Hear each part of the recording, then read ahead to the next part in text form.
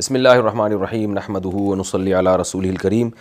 سورہ شعراء کا سورہ نمل کا رکوع نمبر 2 اور 17واں رکوع 19ویں پارے کا، اس کی لفظی ترجمہ اور مختصر گرامر ہو چکی تھی۔ میں اس کی تفسیر شروع کرتا ہوں۔ اعوذ باللہ من الشیطان الرجیم، بسم اللہ الرحمن الرحیم۔ وَلَقَدْ آتَيْنَا دَاوُودَ وَسُلَيْمَانَ عِلْمًا۔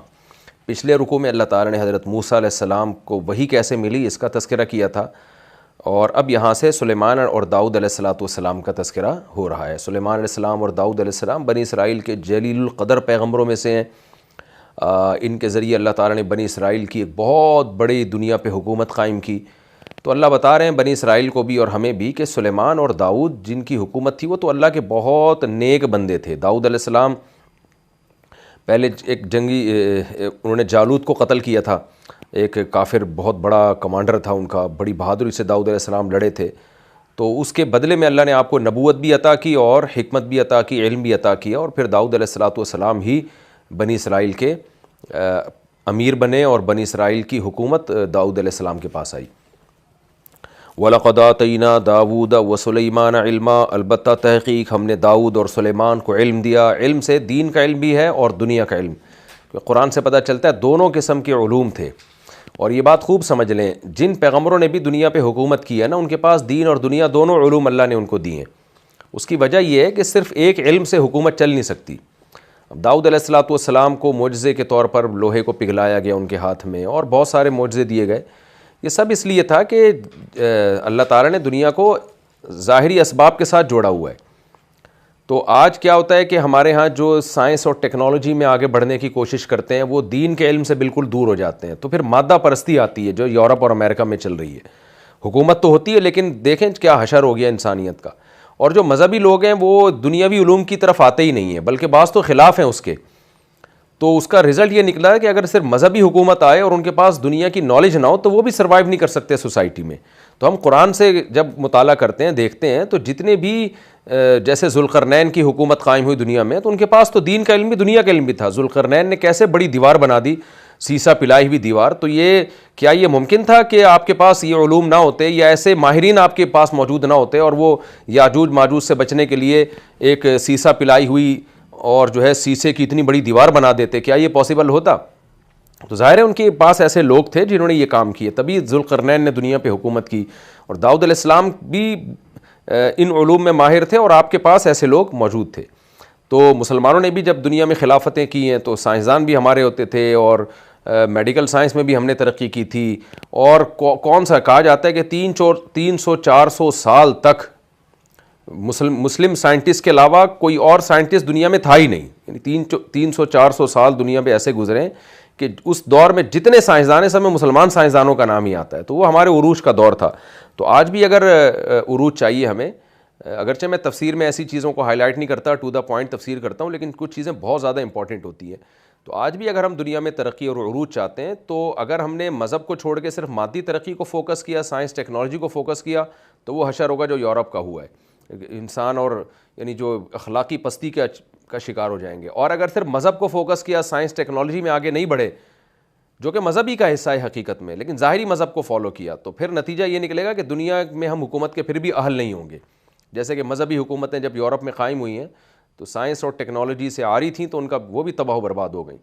تو دونوں چیزوں میں ترقی کرنا ہمارے لیے بہت ضروری ہے۔ تو اللہ نے داؤد علیہ السلام کا واقعہ بیان کیا، ہم نے داؤد اور سلیمان کو علم دیا، علم دین بھی اور دنیا بھی۔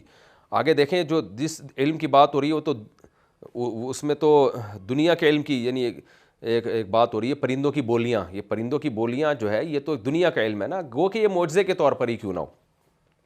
وقال الحمد للہ الذی، داؤد اور سلیمان نے کہا تمام تعریفیں اس اللہ کے لیے ہیں، الذی فضلنا، جس نے ہمیں فضیلت دی، علی کثیر من عبادہ المؤمنین، اپنے مومن بندوں میں بہت سوں پر فضیلت دی ہمیں۔ وورث سلیمان داؤد، اور داؤد کے وارث بنے سلیمان، یعنی داؤد علیہ السلام کے بہت سارے بیٹے تھے، بہت ساری شادیاں تھیں داؤد علیہ السلام کی، 700 شادیوں تک کا تذکرہ ملتا ہے ہمیں آسمانی کتابوں میں۔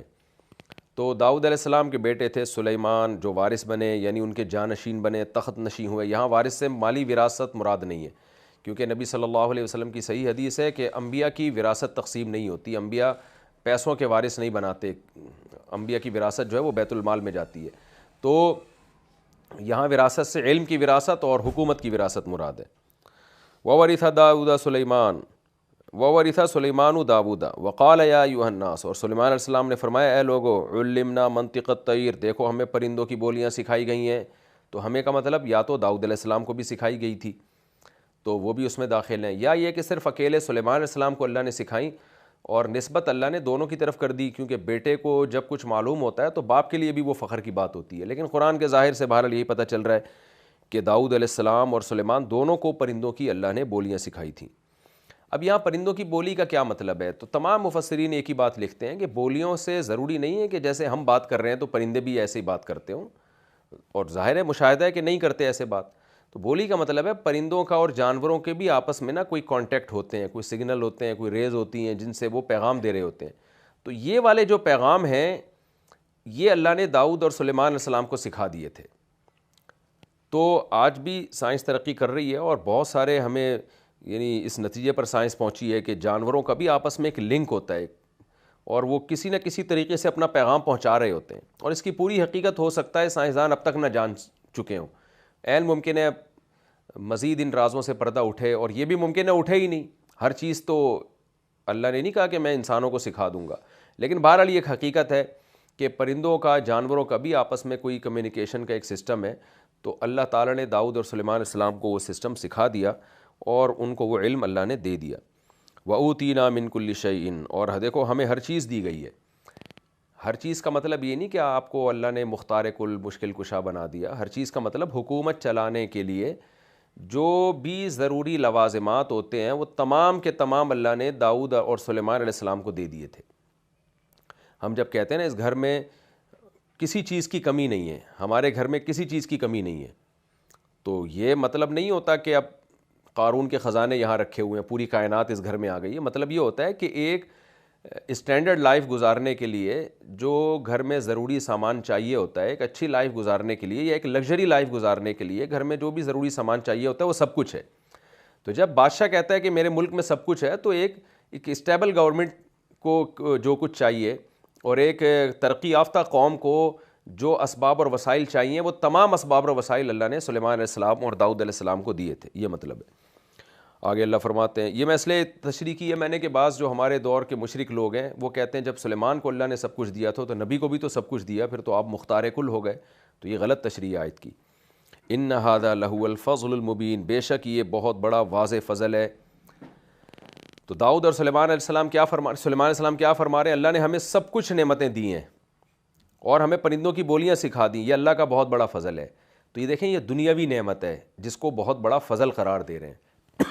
اس سے پتہ چلتا ہے کہ اسلام سائنسی ترقی کے خلاف نہیں ہے اور اسلام مادی ترقی کے بھی خلاف نہیں ہے، بلکہ اس کو اللہ کا فضل قرار دیتا ہے۔ سلیمان علیہ السلام کی گورنمنٹ میں ایک اچھی حکومت اور ایک اچھی زندگی گزارنے کے لیے جو عوام کو سہولتیں چاہیے وہ سب کچھ اللہ نے سلیمان علیہ السلام کو دیا تھا۔ تو اس کو سلیمان علیہ السلام اللہ کا فضل قرار دے رہے ہیں، اور مزید یہ کہ آپ کو ایک الگ قسم کی اللہ نے علم دیا کہ پرندوں کی بولیاں، جس سے آپ خفیہ ایجنسیوں کا کام لیتے تھے۔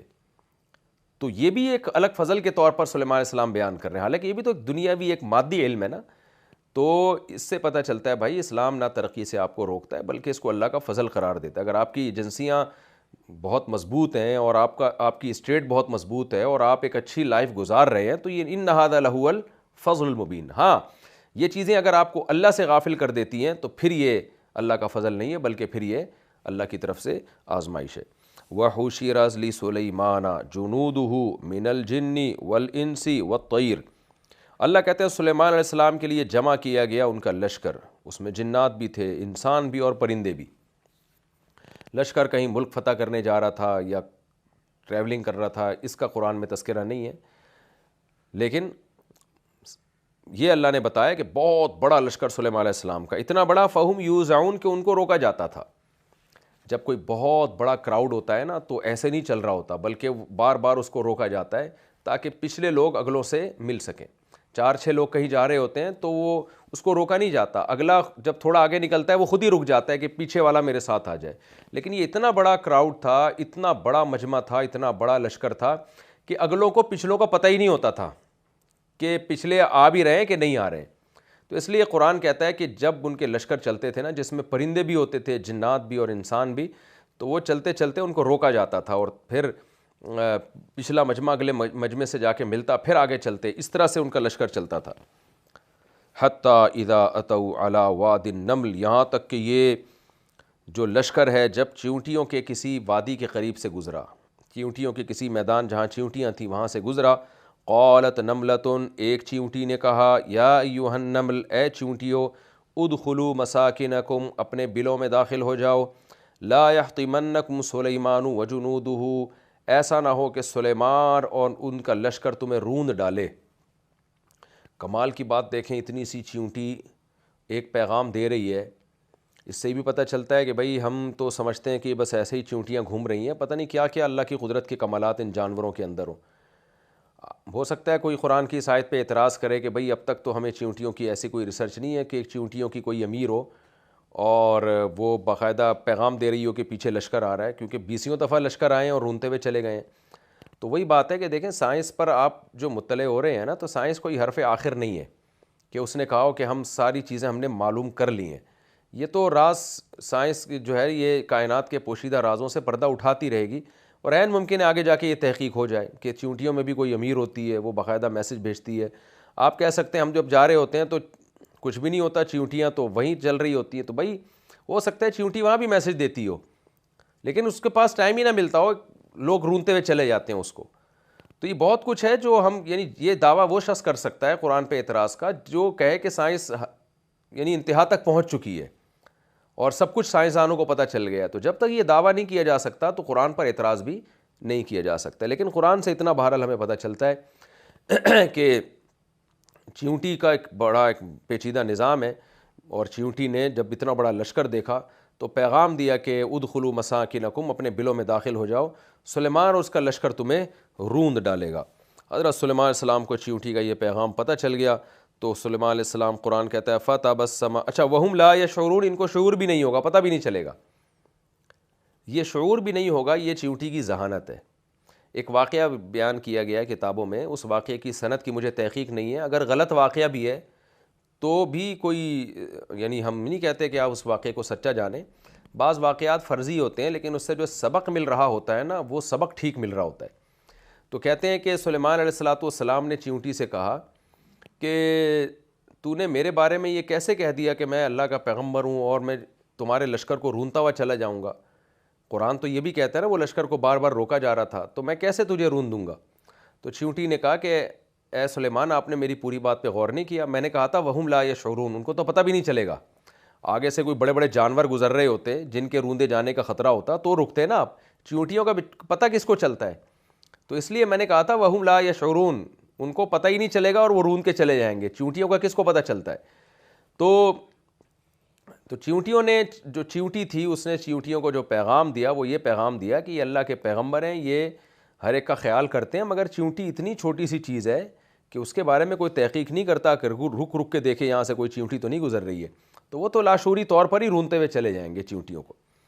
ورنہ خوب سمجھ لیں کہ نبی صلی اللہ علیہ وسلم کی صحیح حدیث ہے کہ ایک نبی کو چیونٹی نے کاٹا.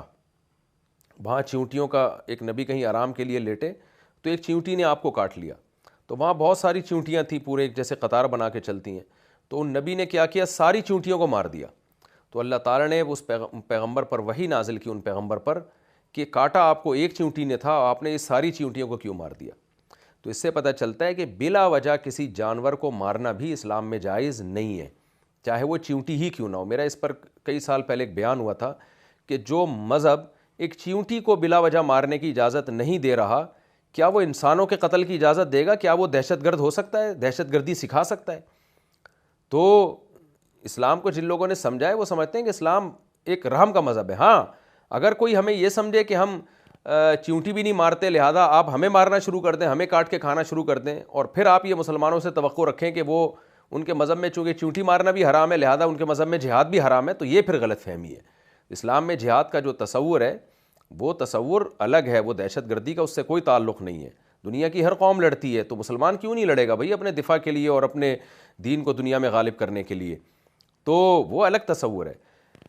اسی کے تحت علماء نے ایک مسئلہ لکھا ہے کہ یہ جو فقہا نے بیان کیا کہ بلا وجہ چیونٹی مارنا بھی جائز نہیں ہے، تو اس میں دو انتہائیں ہیں. ایک انتہا تو یہ کہ لوگ بلا وجہ جانوروں کو مار رہے ہوتے ہیں، یہ بھی غلط ہے. دوسری انتہا یہ بھی غلط ہے کہ اب آپ چلتے پھرتے ہوئے چونٹیاں چیک کرنا شروع کر دیں. بعض لوگ جب اس طرح کی حدیثیں سنتے ہیں نا کہ چونٹی مارنا بھی غلط ہے، تو وہ کیا کرتے ہیں، پھر چلتے چلتے چیک کر رہے ہوتے ہیں کوئی چونٹی تو ہمارے پاؤں میں نہیں آ رہی. تو یہ بھی غلو ہے. صحابہ، تابعین، پیغمبر صلی اللہ علیہ وسلم عام نارمل طریقے سے چلا کرتے تھے، تو بے شک اس کے آپ کے پاؤں کے نیچے چونٹی آتی رہے، کوئی حرج نہیں ہے. ہاں، بلا وجہ کوئی چونٹی جا رہی ہے، آپ نے اٹھا کے اس کو بلا وجہ مار دیا، یہ غلط ہے. تو کوئی بھی جانور کو بلا وجہ قتل کرنا جائز نہیں ہے.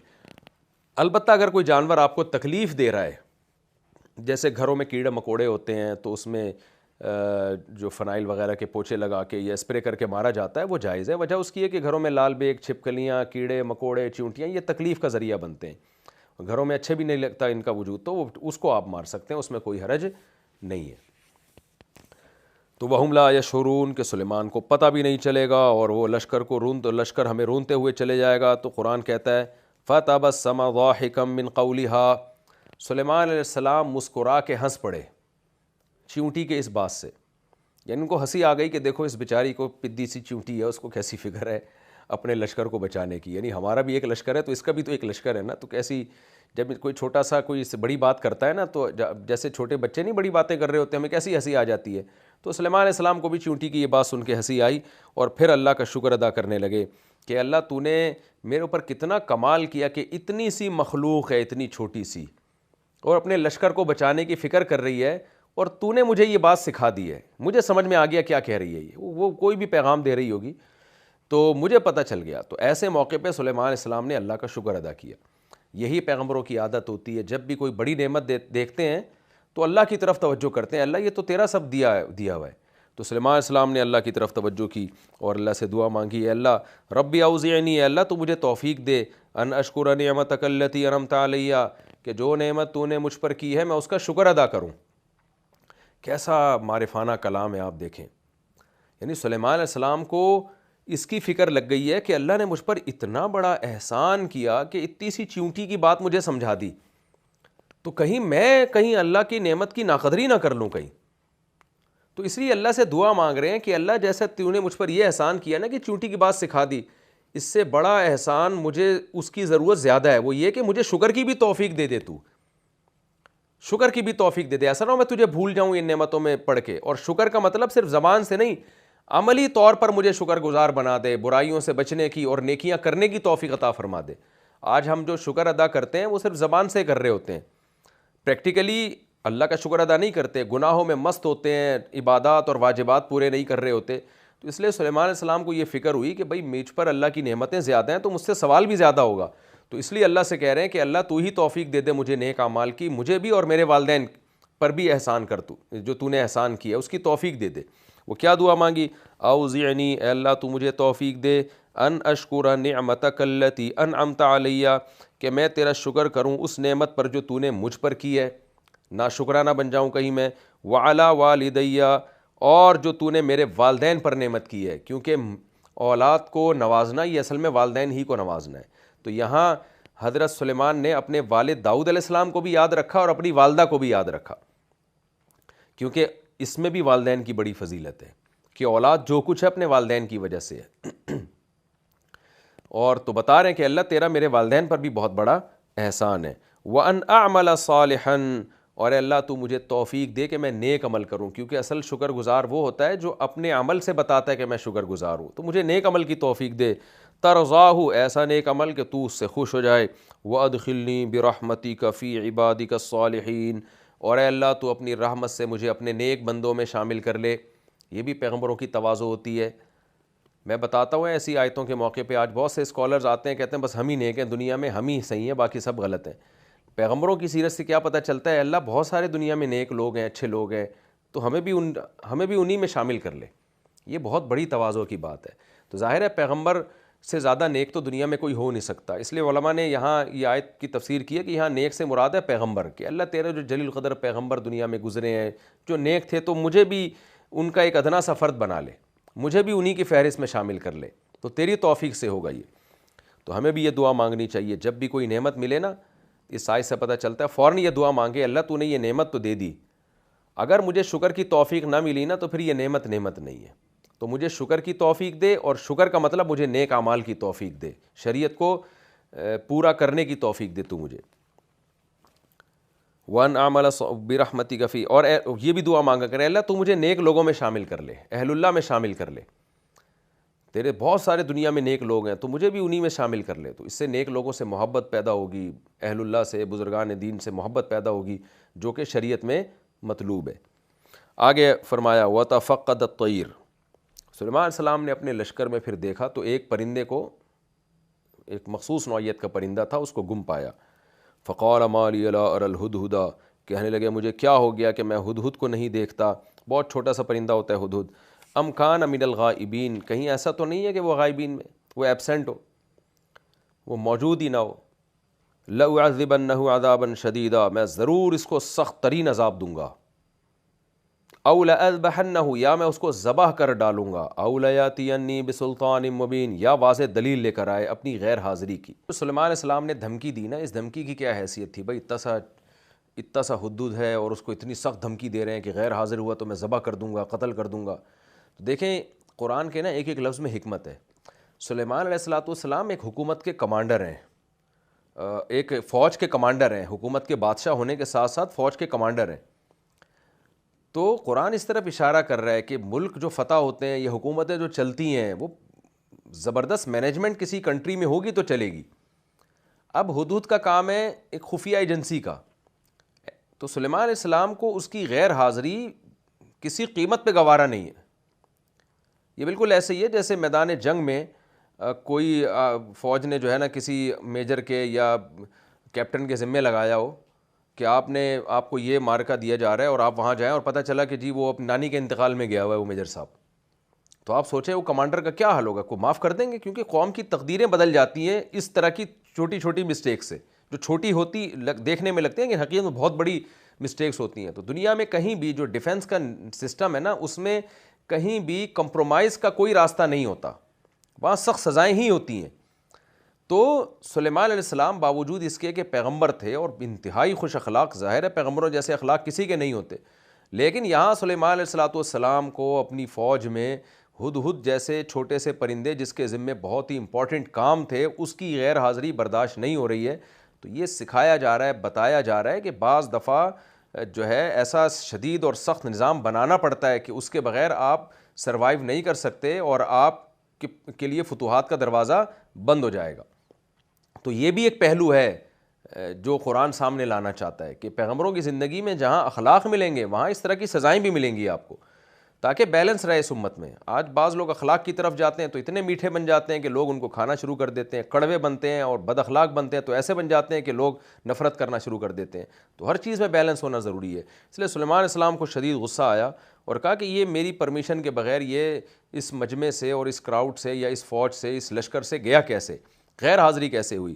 تو لأعذبنہ عذابا شدیدا، میں اس کو سخت عذاب دوں گا یا ذبح ہی کر ڈالوں گا، یا یہ کہ واضح جو ہے وہ دلیل لے کر آئے میرے پاس اور کہے کہ اپنی غیر حاضری کا کوئی معقول عذر بیان کرے۔ فمکث غیر بعید، ابھی سلیمان علیہ السلام یہ بات کہہ کے تھوڑی دیر ٹھہرے ہی تھے، فقال ہدہد آ گیا اور کہنے لگا احطت بما لم تحط بہ، میں ایسی چیز کا احاطہ کر کے آیا ہوں جو احاطہ آپ کے پاس نہیں ہے، ایک ایسی نیوز لے کر آیا ہوں، ایسی چیز کو میں نے ڈسکور کیا ہے جو آپ نے نہیں کیا، آپ کو پتہ ہی نہیں۔ وجیتک من سبأ، اور میں سبا کے پاس سے آیا ہوں، قوم سبا، یہ یمن میں ایک حکومت تھی جس میں کوئی سبا نام کا شخص گزرا تھا، تو جس کی اولاد میں جو اولاد پیدا ہوئی نا یمن میں، اس کو قوم سبا کہا جانے لگا۔ تو سلیمان علیہ السلام تو ادھر شام کی طرف تھے اور بیت المقدس کی طرف ان کا مرکز تھا، تو وہ یہاں ان کو نہیں پتہ تھا کہ یہاں کتنی بڑی حکومت ہے، کیونکہ سلیمان علیہ السلام تو جہاد کرتے تھے نا، جہاں بھی شرک ہے اور جو بھی توحید سے ہٹ کر حکومتیں قائم ہیں ان کو اسلامی حکومت اور اسلامی سلطنت کے جھنڈے کے نیچے لایا جائے۔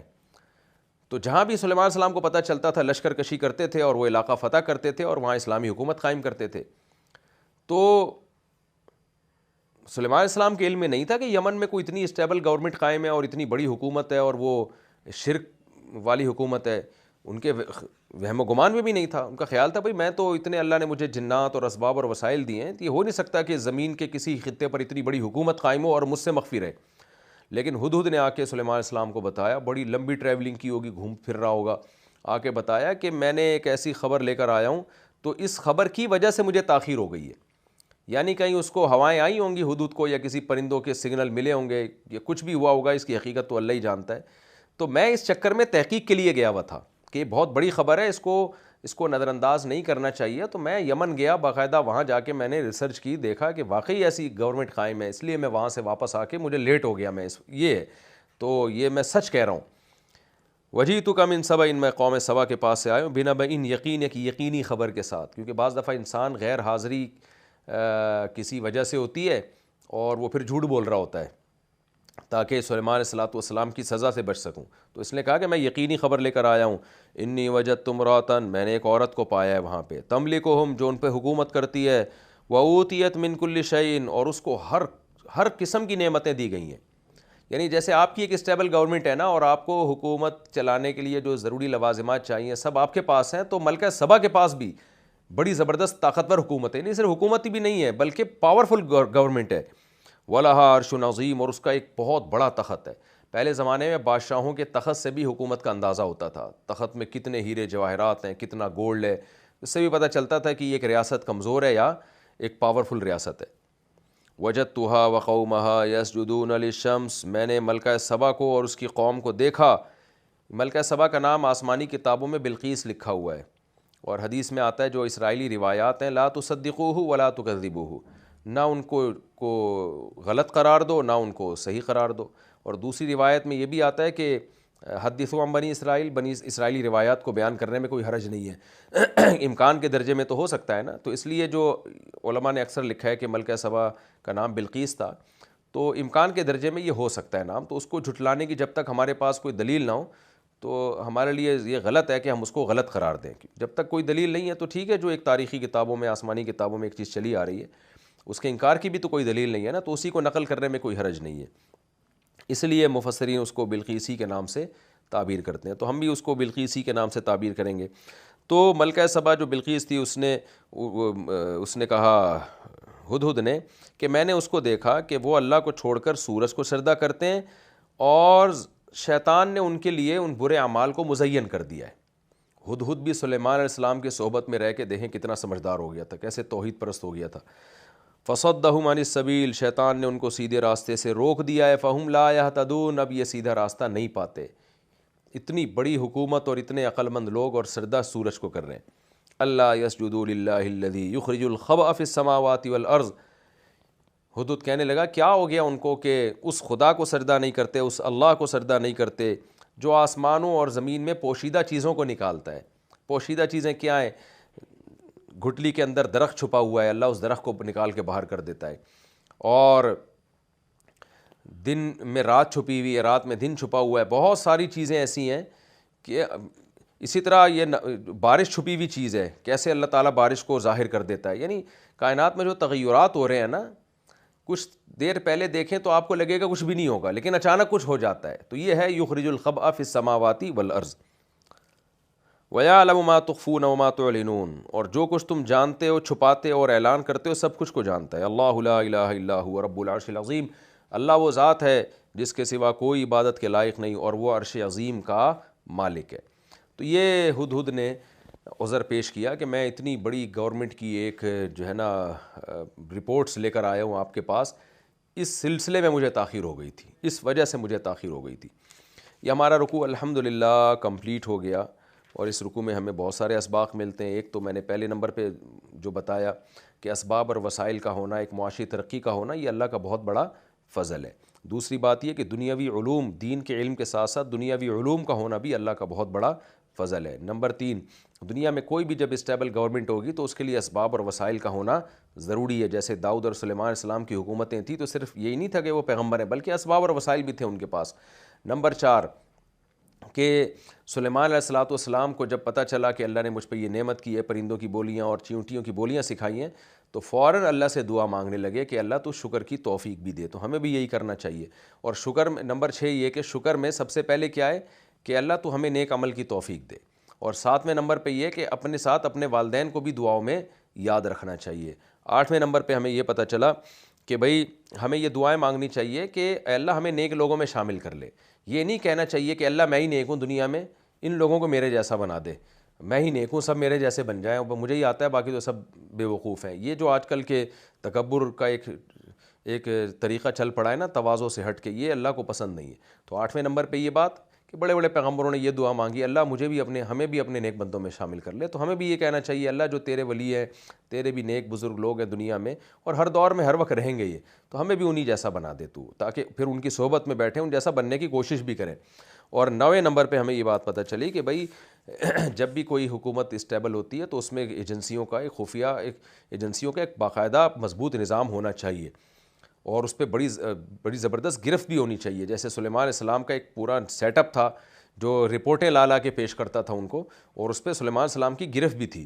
اس میں غیر حاضری کی اجازت نہیں تھی. غیر حاضری پر صرف فضائل سنا کے نہیں ان کو ترغیب دی جاتی تھی کہ جو فوجی غیر حاضر ہوگا تو ہم اس کو سمجھائیں گے، بٹھائیں گے محبت سے. نہ ان کے پاس تو آپشن نہیں تھا غیر حاضری کا.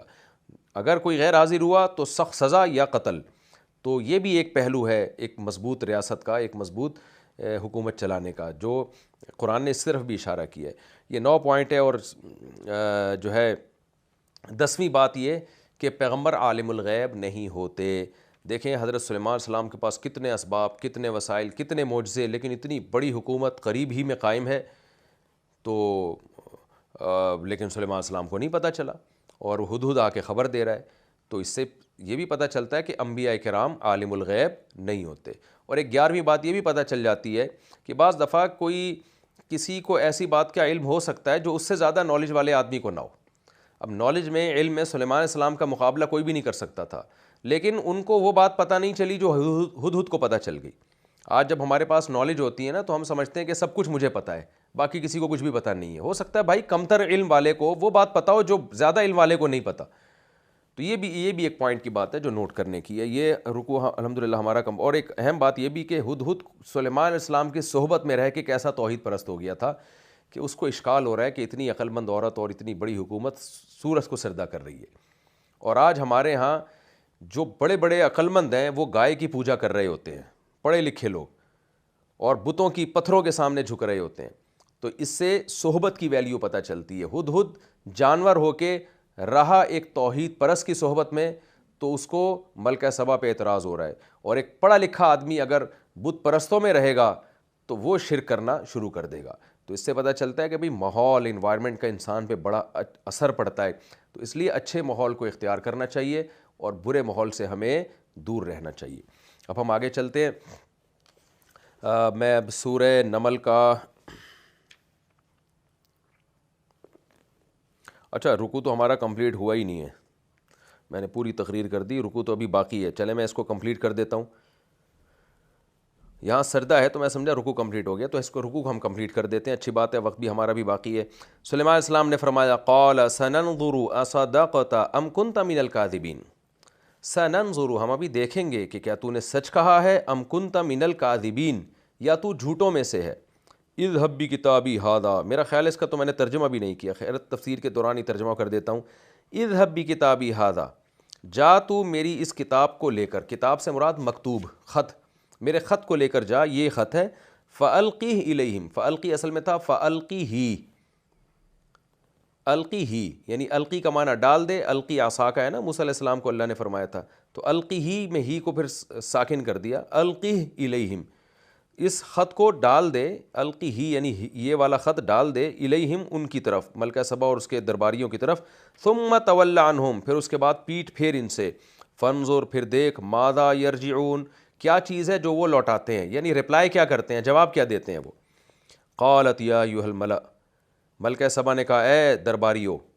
یہ بھی صنعت اندماج ہے، قرآن نے پورا واقعہ حذف کر دیا کہ ہدہد خط لے کر گیا، ملکہ سبا کے جھولی میں ڈال دیا. تو ایسا کچھ بھی نہیں، بس قرآن نے قصہ مختصر کیا. قالت یا ایھا الملا، ملکہ سبا کہنے لگی اے درباریو، انی بے شک میں، القی الیہ ڈالا گیا ہے میری طرف، کتاب کریم ایک معزز خط، یعنی خط کے مضمون کو دیکھ کر اندازہ ہو گیا کہ یہ کوئی معمولی خط نہیں ہے۔ انہ من سلیمان، یہ خط سلیمان کی طرف سے ہے، وانہ، اور اس خط کا مضمون یہ ہے، بسم اللہ الرحمن الرحیم، شروع اللہ کے نام سے جو بڑا مہربان اور نہایت رحم کرنے والا ہے۔ اس نام میں کیسی جان ہے، دیکھیں یہ کسی غیر مسلم کے پاس اتنا پیارا کلمہ نہیں ہے۔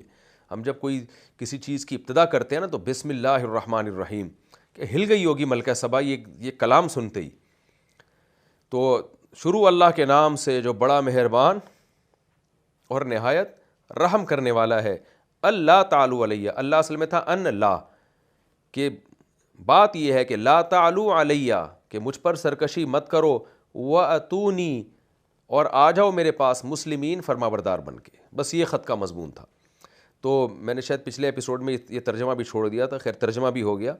تو سلیمان علیہ السلام نے ہدہد سے کیا کہا کہ بھائی ہم تحقیق کرتے ہیں، تو سچ کہہ رہا ہے کہ جھوٹ کہہ رہا ہے۔ تو ہدہد پڑھنا لکھنا تو نہیں جانتا تھا نا، تو سلیمان علیہ السلام نے کہا یہ خط لے کے جا اور جواب دیکھ کیا آتا ہے۔ اب یہاں پر مفسرین نے کہا ہے کہ وہ سلیمان علیہ السلام نے کس زبان میں خط لکھا تھا، ملکہ سبا کی زبان وہ تھی یا کچھ اور تھی۔ دیکھیں قرآن اصل موضوع کی طرف چلتا ہے، اس کو دائیں بائیں جو غیر ضروری چیزیں اس کو ہائی لائٹ نہیں کرتا۔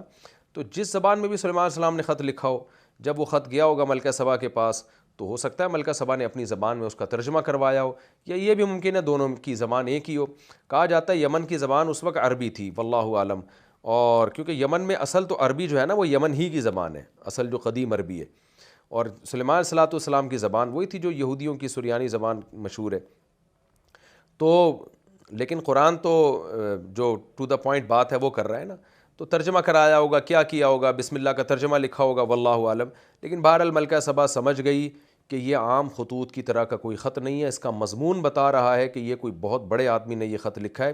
عام طور پر اس زمانے میں جو بادشاہ لوگ خط لکھا کرتے تھے، دھمکیاں، بدماشیاں اور بس لوٹ مار کی باتیں کیا کرتے تھے، تو اس نے تو اللہ کا نام لیا اور بسم اللہ الرحمن الرحیم کہا اور اپنا تعارف کروایا، اور کیا کہا ہے، فرما بردار بن کے چلی آؤ۔